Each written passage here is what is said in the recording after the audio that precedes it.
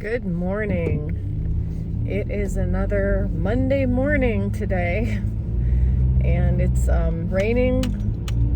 The weather has been so crazy. It's like rain and sun, and it's either completely raining and dreary or bright sunshine, nothing in between. But before we get started, please like and subscribe. Please share my channel. I do like it when you share because it gets this message out there for anybody who might be able to use this information, for anyone who wants to join our community here. I really, really appreciate that you all are here. Welcome to our new subscribers. Thank you for being here. And if you have anything that you want to comment on, whether you agree with me or not, please feel free to do that. This is a discussion. Anyway, with that said, today I wanted to talk about something that I feel is important. I wanted to first say that I was going to do a video, like a second video with some things in the Bible for people who had been injured by religious people, by religion. And I didn't get a chance to speak with the person who had written it. So what I did, instead of using their material without their permission, I decided to just research it for myself, and that's taken a little while. So I will get that video up there that I promised. That is important, but for now I'm just still in the process of researching it myself. But this does go along the same lines, and I did want to share this message because, you know, in this climate we're in today, there are so many crazy things going on in the world. You see things I try really hard not to watch the news, but the news like flashes before your eyes. If you're on YouTube, you can't help, something news is going to come up, or if you're on Facebook or any social media platform, news is going to flash in front of you. And we have a place in New Jersey, so, you know, New Jersey's in the news these past few days because New Jersey apparently has an alien invasion. These drones that are flying around New Jersey are puzzling. They're a mystery, and there are people who are losing their minds over these drones, and that just creates a bunch of fear and chaos that doesn't need to be there. But anyway, that's my opinion. As far as I'm concerned, somebody who needs to know what they are knows what they are, and whatever. We didn't know what was going on in Area 51 for how many decades, and it still went on, and we still lived our lives. So if this is something similar, why should we panic over it? But that's just my opinion. What came out of that, of watching all this stuff about the drones, were a lot of people talking about how the shooting of the CEO in New York, and Luigi Mangione, that story, they're saying that brought people together. They're saying that this whole drone thing, is bringing all the people together. And I'm glad that people are coming together. That's nice. But I also find it funny that just a month ago, or a little over a month ago, people were blasting so much hate at each other. And it really goes to show how easily the public can be manipulated. And I wanted to talk about spiritual manipulation. There are manipulations, and I'm going to use, whenever I talk about ABUSE, when I talk about that word, I know on YouTube there are certain things, I'm not monetized, but if I ever did reach that point, I don't want my videos taken down, so I'm going to just say AB. But there are manipulations and ABs that are obvious. There's physical. DV, in that kind of relationship, when there's physical stuff going on, it's obvious. When there's, yelling and screaming, that's obvious. And there's name calling, and they call all these things red flags. Like if you're dating somebody and they start putting you down, telling you they don't like how you're dressed, calling you names, isolating from your friends and family, those are obvious red flags for DV or AB to take place. But when it comes to spiritual manipulations and psychological manipulations, those things aren't as out there. They're not as obvious because we can't see, touch, taste, smell, and feel them. So, I mean, sometimes only the person who's going through it knows what's happening, because the person who's doing it to them might just walk away and look just fine to everybody else. And that happens pretty often. But I wanted to talk about the spiritual AB manipulations that really, really can not just harm and damage an individual, but societies, can damage entire cities, states, countries, and the world. Spiritual manipulation is a big deal. It's not something that we should ignore. It's something that we should be aware of, and it's something that we should all at least try to combat at our level. You know, we can only change ourselves. We can't change anybody else. We can't convince anybody else to do something or not to do something. But we can spread the word, and we can help other people.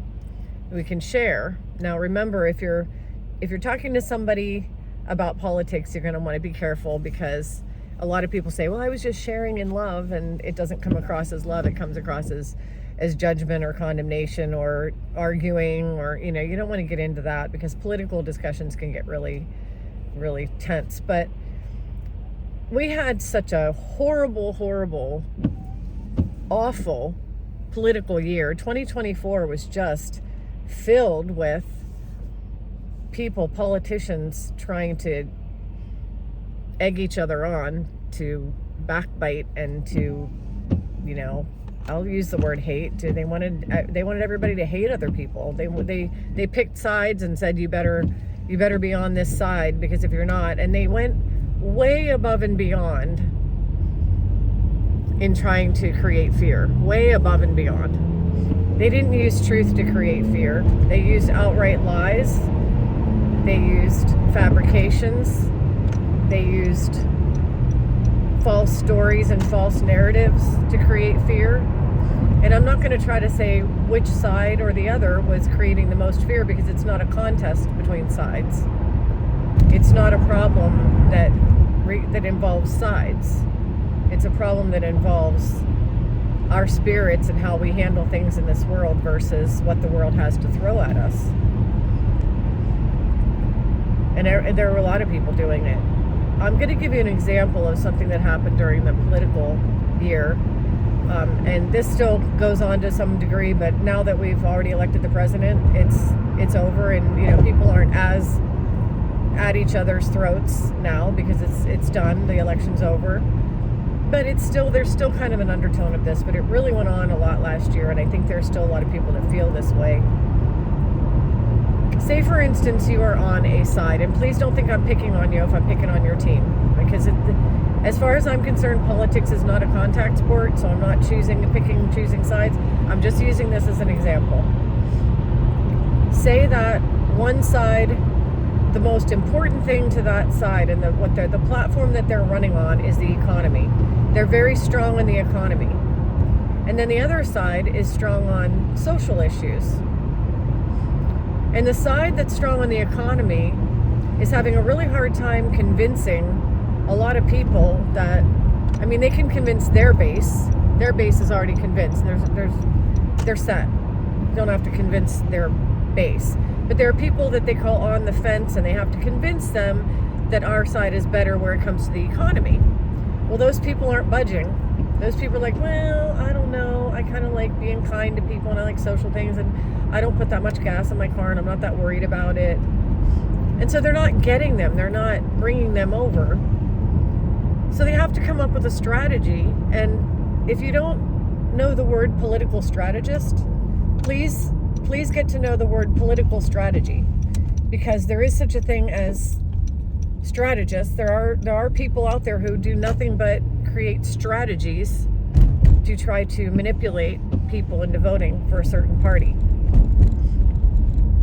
So what they'll do is they'll say, well, we're not getting them on the economic issues, so we've got to they're what's important to them are social issues. So we got to get them where it hurts. We got to hit them where it hurts and get them to get on our side because of social issues. Well, maybe this side isn't that strong on social issues. So they have to create something. They've got to create a problem. And a lot of these politicians, what they do is they'll create a problem.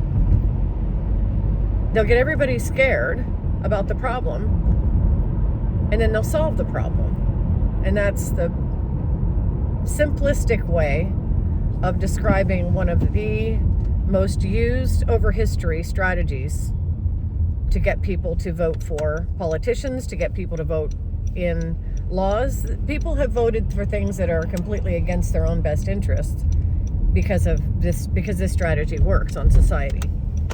So say that the party who is heavy on economics but not so great in social issues, but they want to get these social issue people over to their side.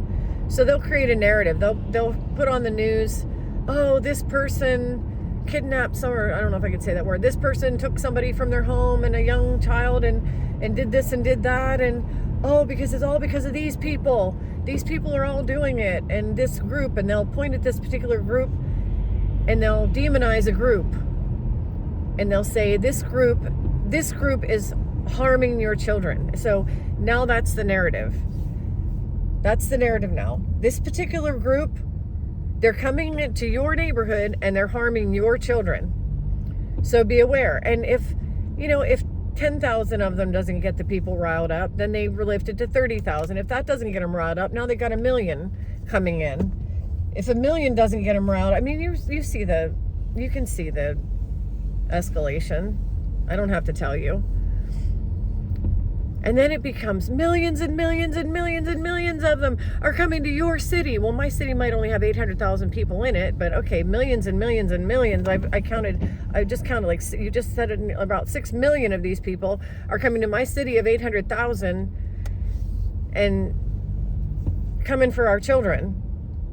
So to some people, they use critical thinking. Some people use critical thinking and they say, no, I'm not buying it. They do the math. They understand that their city only has 800,000 in it. They understand that, 5 times the population isn't moving in, and they're not having that criminal epidemic in their town. They know they know it's not going on, and they call BS on it, Some people do that. They use critical thinking. Other people don't use critical thinking. They just listen to what's being said. And the minute somebody says the sky is falling, they're running around like Chicken Little, like chickens with their head cut off. Oh, the sky is falling, the sky is falling. Oh my God, they're hurting our children. And so that gets them. Then they're living in fear. They're living in fear that their children are going to be harmed. And once they get them in that fear, now they've got their vote. Because they're going to solve that problem. Now, they created the problem. The problem never existed.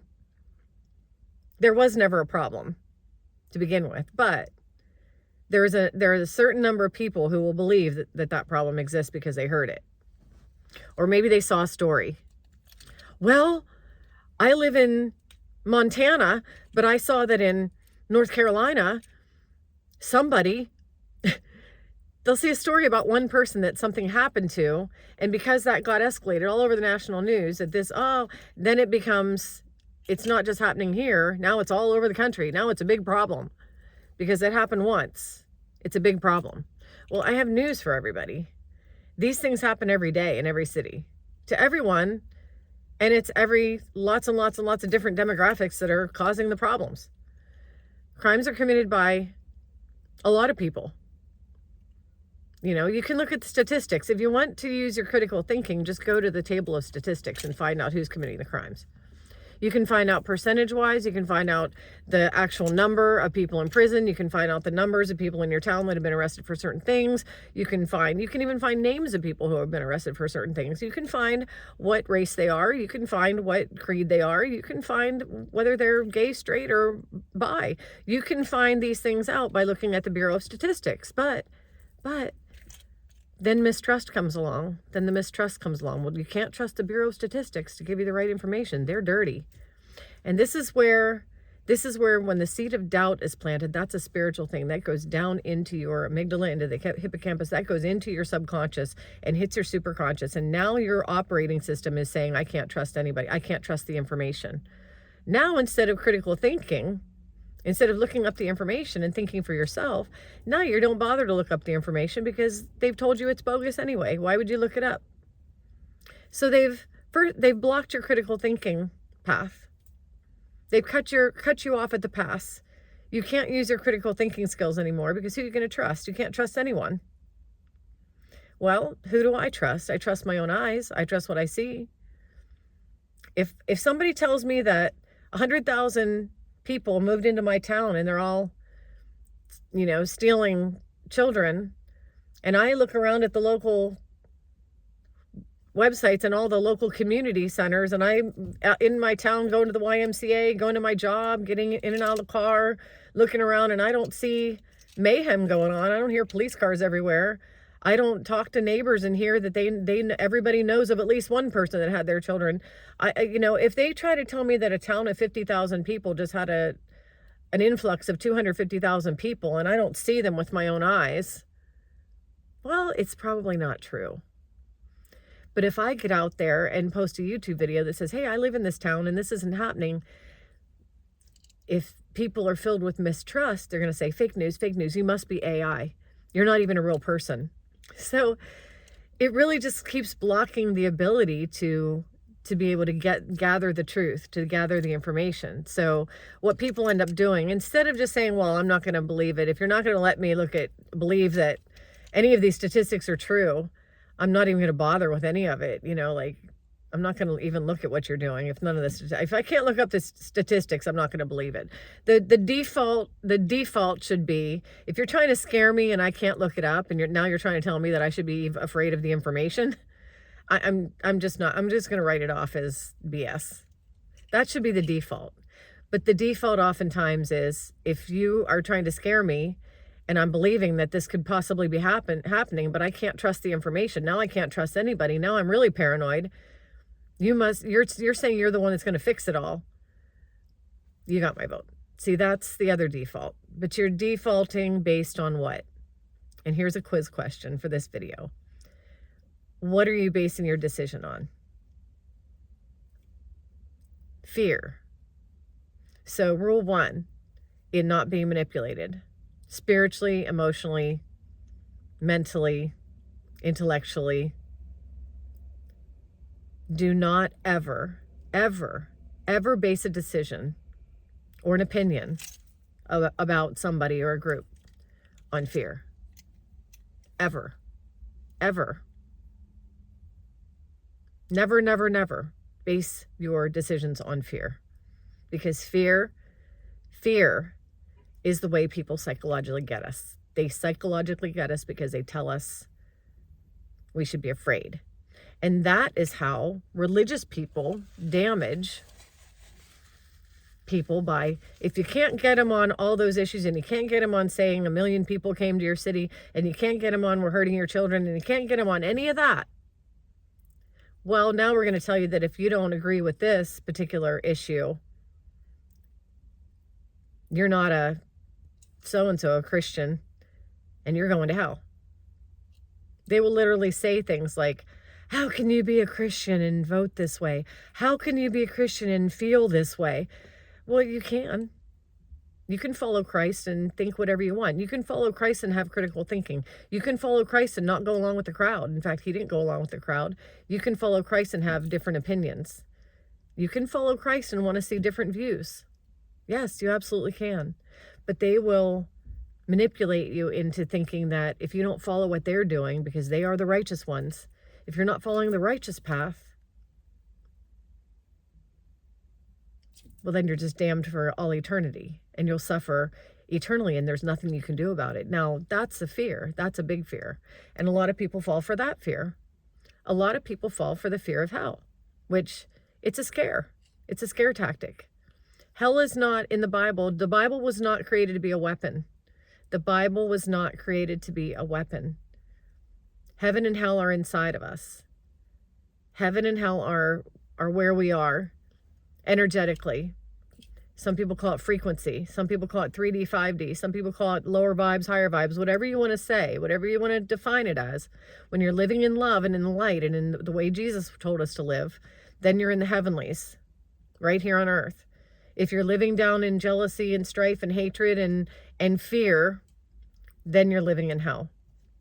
You've created a living hell for yourself when you live in fear. So it isn't about what moral issue you subscribe to that's going to get you into heaven and hell. It's about whether you're basing your whole entire life and who you are on Jesus and what he taught, or on fear and hatred and anger and malice and jealousy and strife and those things, chaos.